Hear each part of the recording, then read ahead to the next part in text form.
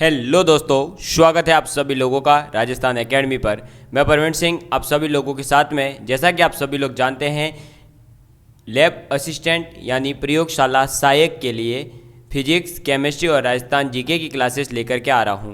Chemistry के अंतर्गत हम लोग बात कर रहे थे पी ब्लॉक तत्वों के बारे में, और पी ब्लॉक तत्वों के अंतर्गत लास्ट क्लास के अंदर हमने बात करी थी काशी गए संत प्रभु जो ग्रुप है उसमें जल के प्रति क्रियाशीलता के बारे में, और जिसकी इक्वेशन लास्ट में मैंने आपको लिखवा दी थी कि जब हम SN यानी कि टीन की अभिक्रिया किसके साथ में, भाप यानी H2O के साथ करवाते हैं तो हमें टीन डाइऑक्साइड मिलता है और साथ में H2 गैस जो है वो हमें मिल जाती है। समझ में आ गई बात। यहाँ तक की बातें मैं कर चुका था। फिर मैंने आपको ये भी बताया था कि लेड यानी कि PB जो शीशा है वो जल से अप्रभावित रहता है, और वो इस वजह से रहता है क्योंकि उसके ऊपर जो है ऑक्साइड की एक प्रोटेक्शन फिल्म, या हम ये कह सकते हैं कि रक्षा करने वाली एक फिल्म जो है बन जाती है उस वजह से। ठीक है, चलिए अब हम आगे लिखेंगे हेलोजन के प्रति जो है इस ग्रुप की अभिक्रियाशीलता कैसी है, यानी कि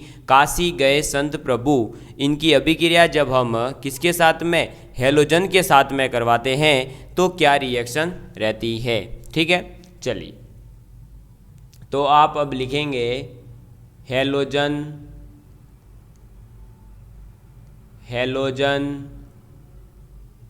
के प्रति अभिक्रियाशीलता।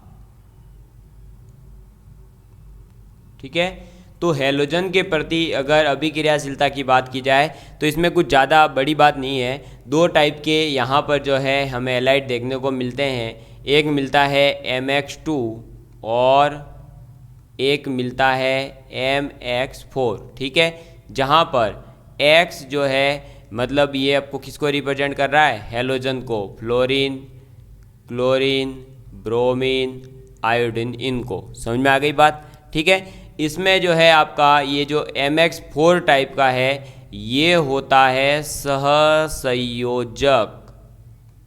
कैसा होता है, सहसंयोजक होता है। ठीक है, ये बात याद रखेंगे। जबकि आपके जो SN4 और PB4 है वो थोड़े से आयनिक होते हैं, ये बात भी आपको याद रखनी पड़ेगी। ठीक है, अलग से कि SNF4 और एक होता है PBF4, ये दोनों कैसे होते हैं, आयनिक होते हैं। और अगर बात की जाए PbI4 की तो ये जो है अस्तित्व में नहीं है। इसके अस्तित्व में नहीं होने का कारण क्या है, तो PB और I का जो बंध है इस बंध, ठीक है, PBI जो ये बंध है इस बंध की इतनी ऊर्जा उत्पन्न नहीं हो पाती है कि ये जो है 6s2 जो इलेक्ट्रॉन है उसको वियुग्मित होकर के एक इलेक्ट्रॉन के उच्च कक्षक में 4 अयुग्मित इलेक्ट्रॉन प्राप्त कर सके। यानी कि हम ये कह सकते हैं कि ये जो PI बॉन्ड है ये जो है एनर्जी डेवलप करने में इतना ज़्यादा सक्षम नहीं है कि PbI4 बन सके। समझ में आ गई बात। ठीक है, तो जो हमारे पास में देखो यहाँ पॉइंट क्या याद रखने वाला है, एक तो कि PbI4 एग्जिस्ट नहीं करता है, एक SN4 है, PB4 है, ये जो है आयनिक होते हैं। जनरली MX4 जो होते हैं वो कैसे होते हैं, सहसंयोजक होते हैं। ठीक है, चलिए अब एक बात याद रखिएगा कि जो Pb+4 है, क्या Pb+4 ये कैसे होते हैं, प्रबल ऑक्सीकारक। कैसे होते हैं, प्रबल ऑक्सीकारक। ठीक है, तो प्रबल ऑक्सीकारक होने के कारण, प्रबल ऑक्सीकारक होने के कारण आसानी से Pb+2 में परिवर्तित परिवर्तित हो जाता है। ठीक है, Pb+4 जो है वो प्रबल ऑक्सीकारक होता है और इसके प्रबल ऑक्सीकारक होने के कारण ये बहुत ही आसानी से Pb+2 में परिवर्तित हो जाता है। ठीक है, समझ में आ गई बात। इस टाइप ये चीज़ें आपको याद रखनी है। ठीक है, चलिए अब दोस्तों आगे अगर बात की जाए तो देखिए कि आपके पास में जर्मेनियम से लेकर के Ge से लेकर के हमारे लेड यानी Pb तक के जो हायर लेवल के एलिमेंट्स हैं वो Mx2 प्रकार के हैलाइड बनाने की ही प्रवृत्ति दर्शाते हैं। ठीक है, जैसे कि अगर हम बात की जाए तो GeX2 जो है की तुलना में GeX4 जो होता है वो अधिक स्थायी है। ठीक है, ये चीज़ भी याद रखनी है। इनके स्थायित्व से डायरेक्ट क्वेश्चन आ सकता है कि भाई बताओ GeX2 ज़्यादा अधिक स्थायी है या GeX4। तो GeX4 जो है वो अधिक स्थायी होता है। जबकि अगर हम बात की जाए किसकी, लेड के लिए, Pb के लिए, तो PbX4 की तुलना में PbX2 जो है वो अधिक स्थायी है। ठीक है, ये अधिक स्थायी यहीं से लिख लेना, तो ये अधिक स्थायी होता है। इस टाइप से ये कुछ चीज़ें हैं जो आपको इनके हैलाइड के बारे में याद रखनी है। ज़्यादा इसके बारे में आपको ज़्यादा टेंशन लेने की ज़रूरत नहीं है कि वो भाई साहब ये क्या होता है ऐसा कुछ। हाँ, ठीक है, बस इतनी सी चीज़ें याद रखनी है कि ये दो टाइप के हैलाइड बनाते हैं, एक तो Mx2 और एक Mx4, जिसमें कि Mx4 जो होते हैं वो सहसंयोजक टाइप के होते हैं। ठीक है, और इनका आकार कैसा होता है तो चतुष्फलकीय इनका आकार हो जाएगा। और SN4 और PbF4 जो है वो आयनिक होते हैं। PbI4 जो है वो नहीं बन पाता है क्योंकि PbI बंध जो है वो ज़्यादा अधिक एनर्जी को विघ्नित नहीं कर पाता इतनी भी कि वो जो है 6s2 में से इलेक्ट्रॉनों का युग्मन करवा सके। और Pb+4 जो है वो प्रबल ऑक्सीकारक होता है, उस वजह से Pb+2 में आसानी से परिवर्तित करके मिल सकता है। फिर GeX2 की तुलना में ज़्यादा अधिक स्थायी कौन है, GeX4। जबकि Pb के बारे में बात की जाए तो PbX4 की तुलना में PbX2 अधिक स्थायी होता है। ठीक है, चलिए अब यहाँ पर एक जो है हमारे सिलिकॉन क्लोराइड होता है SiCl4, उसकी जो है हमारे जल के साथ में अभिक्रिया करवाने पर ये पूर्ण रूप से जल में अपघटित होकर के हमें सिलिकॉन OH4 देता है, यानी कि सिलिकॉन टेट्राहाइड्रोक्साइड दे देता है। ये कैसे होता है तो ये रिएक्शन आप डायरेक्ट लिख लेंगे कि ये है हमारा सिलिकॉन टेट्राहाइड्रल, इसका शेप है तो इसके चारों तरफ क्या लग जाएंगे, Cl, ये Cl, ये Cl, ये Cl। ठीक है, फिर इसके साथ में हाइड्रोजन नहीं, इसके साथ में जल की अभिक्रिया करवा देंगे। ठीक है, ये जल का हो गया। इसके साथ जैसे ही ये अभिक्रिया करेगा ये HCl आ जाएगा बार, तो इसका बन जाएगा क्या, Si, फिर इधर लग जाएगा Cl, इधर लग जाएगा OH, इधर लग जाएगा Cl, इधर लग जाएगा Cl। समझ में आ गई बात। ऐसे ही इसमें हम जब और 3 H2O के अणु ऐड करते हैं, जैसे यहाँ एक बार ऐड करा, ऐसे हमने 3 एक साथ और ऐड कर दिए तो 3 HCl जो है बाहर निकल जाएंगे। तो यहाँ सब जगह क्या हो जाएगा, Cl की जगह OH, इधर भी OH, इधर भी OH लग जाएगा। समझ में आ गई बात, क्लियर है आप सभी लोगों के लिए, समझ में आ गई।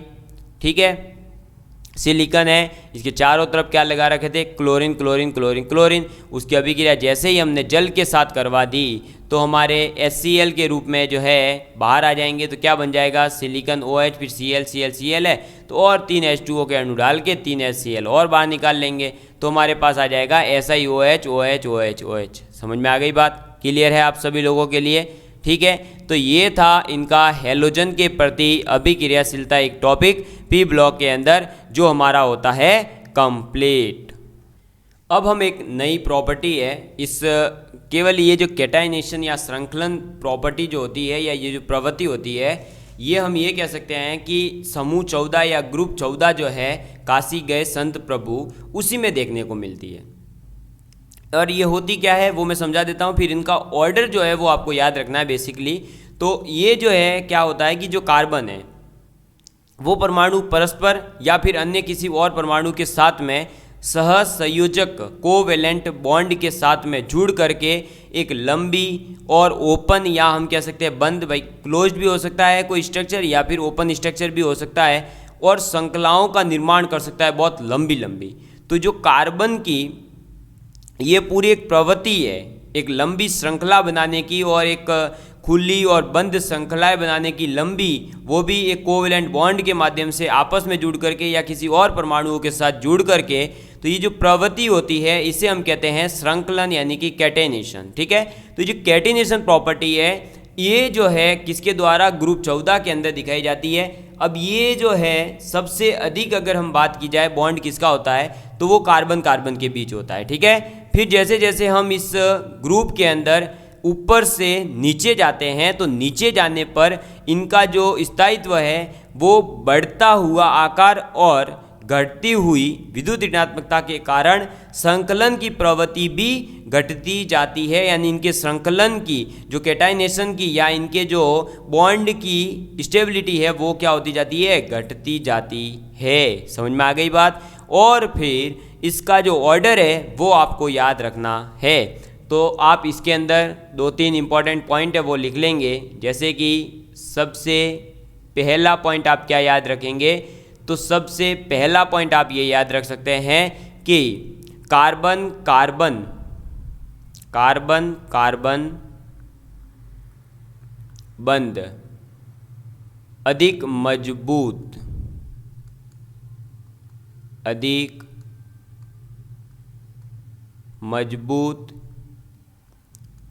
होने के कारण यह होता है। तो भाई कार्बन के अंदर जो ये संकलन हो रहा है ये सिर्फ और सिर्फ किस वजह से होता है, तो कार्बन कार्बन बॉन्ड जो है वो बहुत अधिक मजबूत होते हैं उस वजह से होता है।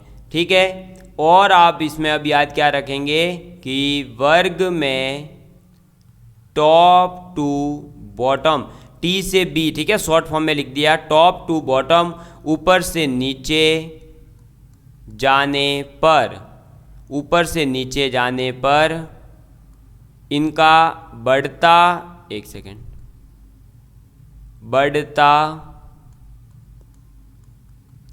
हुआ आकार, इनका आकार जो है वो तो क्या होता है, बढ़ता है। तो बढ़ता हुआ आकार तथा घटती हुई विद्युत ऋणात्मकता यानी इलेक्ट्रोनेगेटिविटी के कारण इनकी जो संकलन की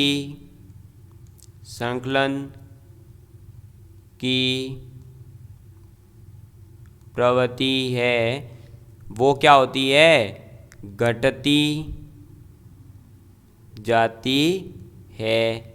समझ में आ गई बात। ये चीज़ आपको याद रखनी है। और एक बात और याद रखेंगे, संकलन का कर्म, यानी कि इसके जो कैटिनेशन का ऑर्डर है, कैटाइनेशन का जो ऑर्डर है वो क्या होता है। तो ये संकलन सबसे ज़्यादा अगर कोई रिप्रेजेंट करेगा तो वो केवल और केवल कार्बन के बाद में सिलिकॉन थोड़ा सा संकलन रिप्रेजेंट करेगा, सिलिकॉन के बाद में जर्मेनियम, और जर्मेनियम और लगभग उसी के बराबर टीन। लेकिन यहाँ पर जो लेड होता है पीबी है वो संकलन नहीं दर्शाता। ठीक है, तो पीबी संकलन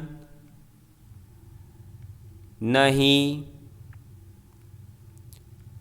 दर्शाता है। समझ में आ गई बात, ये क्लियर हो गया। तो संकलन यानी कि कैटिनेशन क्या होता है, तो कार्बन कार्बन बंध जो है वो अधिक मजबूत होने के कारण ये हो पाता है, पहली बात तो। और वर्ग में जब हम ऊपर से नीचे की ओर, टॉप टू बॉटम की ओर जाते हैं तो बढ़ता हुआ आकार और इन परमाणुओं की घटती हुई जो विद्युत ऋणात्मकता है उसके कारण संकलन की प्रवृत्ति क्या होती है, घटती जाती है। तो संकलन का जो क्रम है, कुछ परमाणु इसके जो वर्ग 14 का, वो याद रखना है। कार्बन, फिर सिलिकॉन, जर्मेनियम और फिर टिन, और लेड जो है वो बिल्कुल भी संकलन रिप्रेजेंट नहीं कर सकता है या नहीं करता है, ठीक है। अब संकलन और पी पाई बॉन्ड के कारण ही कार्बन जो है क्या करता है, अपने अपर रूप प्रदर्शित करता है। आपको पता होगा ना कार्बन के अपर रूप कौन कौन से हैं, हीरा, ग्रेफाइट, फ्लोरेंस, ठीक है, जो फुटबॉल जैसा दिखता है फ्लोरेंस। तो आप एक चीज और यहां लिख लेंगे कि संकलन तथा पी पाई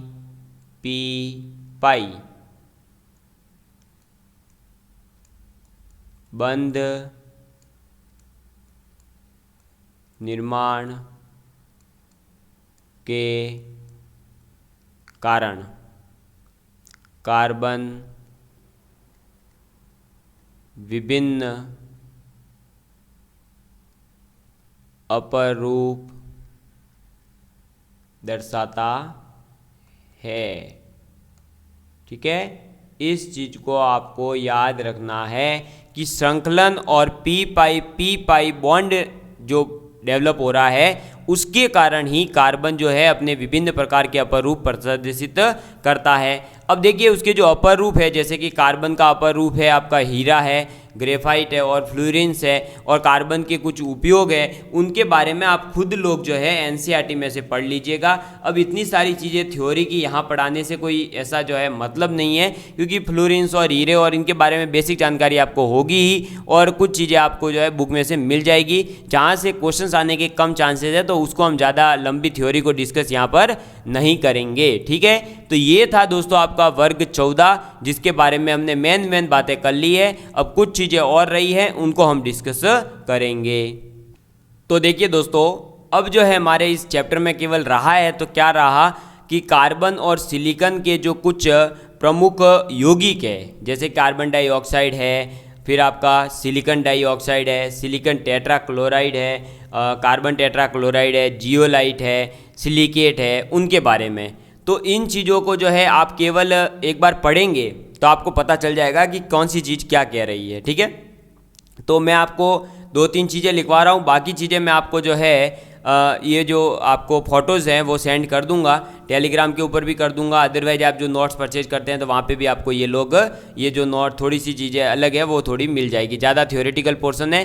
तो अब मैं जो है इस चैप्टर को यहीं पर कंप्लीट कर रहा हूँ, क्योंकि अब इस चैप्टर के अंदर कुछ भी समझाने जैसा नहीं है। सब चीज़ें ऐसी है जो आपको जो है पढ़ी पढ़ाई है बस उनको एक बार रिवाइज करना है आपको। जैसे कि अब कार्बन डाइऑक्साइड है तो भाई कार्बन डाइऑक्साइड कैसे बनाई जा सकती है, कार्बन मोनोऑक्साइड है तो कैसे बनाई जा सकती है, ऐसी चीज़ें हैं और कुछ भी नहीं है। मैं केवल आपको यहाँ पर अभी 2 चीज़ें बता रहा हूँ कि एक तो वाटर गैस होती है उसके बारे में, ठीक है। ये चीज़ें आपको एनसीईआरटी के अंदर भी मिल जाएगी, कोई विशेष नहीं है। तो एनसीईआरटी भी आप पढ़ रहे हैं तो वहाँ ये वाटर गैस और एक आपको मिलेगी प्रोड्यूसर गैस, ये 2 चीज़ें मैं आपको लिखवा देता हूँ। तो क्या होता है कि जब हम कार्बन का ये सॉलिड फॉर्मेट लिखा, कार्बन की जब अभिक्रिया किसके साथ में करवा रहे हैं, H2O यानी कि भाप यानी कि गैस के फॉर्म में, जब ये भाप के रूप में है तब करवा रहे हैं। और कितने टेम्परेचर के ऊपर, तो लगभग 473 से लेकर 1273 तक, ठीक है। तब हमें मिलता है कार्बन मोनोऑक्साइड जो कि होती है गैस, प्लस H2 जो कि है एक गैस ही। तो ये जो दोनों हैं इन दोनों को हम क्या कहेंगे, इन दोनों को कहते हैं वाटर गैस। समझ में आ गई बात, क्लियर है, समझ में आ गई बात। तो ये जो मिश्रण है, इस पूरे मिश्रण को, कार्बन मोनोऑक्साइड और H2 के मिश्रण को हम क्या कहते हैं, वाटर गैस कहते हैं। ऐसे ही हमारे होता है एक प्रोड्यूसर गैस, ठीक है, प्रोड्यूसर गैस। तो अब हम बात करते हैं कि ये प्रोड्यूसर गैस जो है ये कैसे डेवलप होती है। तो जब हम इसकी कार्बन की अभिक्रिया सॉलिड फॉर्मेट में ऑक्सीजन के साथ में करवाते हैं और साथ में हम ले लेते हैं क्या, नाइट्रोजन गैस। कार्बन की, ऑक्सीजन की और नाइट्रोजन की जब तीनों को मिलाकर अभिक्रिया करवाते हैं 1273 केल्विन के ऊपर, तो हमें मिलता है क्या, कार्बन मोनोऑक्साइड गैस फॉर्मेट में और साथ में 4N2 जो कि है गैस फॉर्मेट में। तो ये जो कार्बन मोनोऑक्साइड और नाइट्रोजन का मिश्रण है, इस मिश्रण को हम कहते हैं प्रोड्यूसर गैस। क्या कहते हैं, इसको कहते हैं प्रोड्यूसर गैस। समझ में आ गई बात, क्लियर है, ठीक है। कार्बन, ऑक्सीजन और नाइट्रोजन इन तीनों की जब हमने अभिक्रिया करवाई तो हमें क्या मिल गया दोस्तों, कार्बन मोनोऑक्साइड और नाइट्रोजन का मिश्रण। तो ये जो मिश्रण है, इस मिश्रण को हम कह रहे हैं प्रोड्यूसर गैस। और जब हम कार्बन और जल की अभिक्रिया, भाप के रूप में है जल, ठीक है, वो आपका द्रव यानी लिक्विड फॉर्म में नहीं है, गैस फॉर्म में है, वाटर H2O भाप है, उसकी अभिक्रिया करवाते हैं तो हमें मिलता है कार्बन मोनोऑक्साइड और H2 का मिश्रण, जिसे हम कहते हैं वाटर गैस। या इस वाटर गैस को ही एक और नाम दे सकते हैं आप, संश्लेषण, सिंथेसिस गैस, ये याद रखना, ठीक है। संश्लेषण गैस या सिंथेसिस गैस भी कहते हैं। तो ये चीज़ें आप लोगों को वाटर गैस और प्रोड्यूसर गैस के बारे में याद रखनी है। इसी के साथ में हमारा ये जो पी ब्लॉक था, पी ब्लॉक का वर्ग 14 यहीं पर होता है समाप्त। और अब मिलेंगे हम अगले वीडियो में, तब तक के लिए बाय बाय। और आप सभी लोगों से रिक्वेस्ट है कि आप लोग जो है इस पी ब्लॉक के अंदर थोड़ी सी अपनी ओर से एनसीईआरटी जरूर पढ़ लें, क्योंकि इसकी कुछ चीज़ें ऐसी है जो बहुत ज़्यादा थ्योरेटिकल है। जैसे अब इसमें कार्बन डाइऑक्साइड है, कार्बन मोनोऑक्साइड है, इन सब के सिलिकेट वगैरह है, इनको जो है आप ग्रीन हाउस इफेक्ट में क्या होता है, तो ये छोटी छोटी चीज़ें हैं जो थोड़ी जनरल साइंस की भी है और थोड़ी सी आप खुद थ्योरेटिकल चीज़ें पढ़ें। इतनी ज़्यादा यूट्यूब के ऊपर अब जो है ये चीज़ें थ्योरी की पढ़ाने का कोई औचित्य नहीं है। तो प्लीज़ आप खुद लोग जो है इसको भी पढ़ लीजिएगा। एनसीईआरटी में पी ब्लॉक को जरूर आप एक बार पढ़ लें ताकि आप लोगों को बेनिफिट हो सके। ये नहीं कि कल फिर क्वेश्चन बाहर से आ जाए, इस चैप्टर में से आएगा, लेकिन ये जो मैंने पढ़ाया इसमें से आ सकता है, या हो सकता है छोटी छोटी चीज़ें जो हम छोड़ रहे हैं थ्योरी वाली, जो सिर्फ पी ब्लॉक में, बाकी चैप्टर में नहीं छोड़ रहा हूँ। पी ब्लॉक और एस ब्लॉक जो है वो थोड़े से थ्योरेटिकल चैप्टर है। एस ब्लॉक पूरा करवा दिया फिर भी मैंने थ्योरी लिख के, लेकिन पी ब्लॉक में और ज़्यादा थ्योरी है, तो वो थोड़ी सी आप खुद पढ़ें, ठीक है। चलिए धन्यवाद, अब मिलेंगे अगले वीडियो में एक नए ग्रुप के साथ में। Bye bye, take care.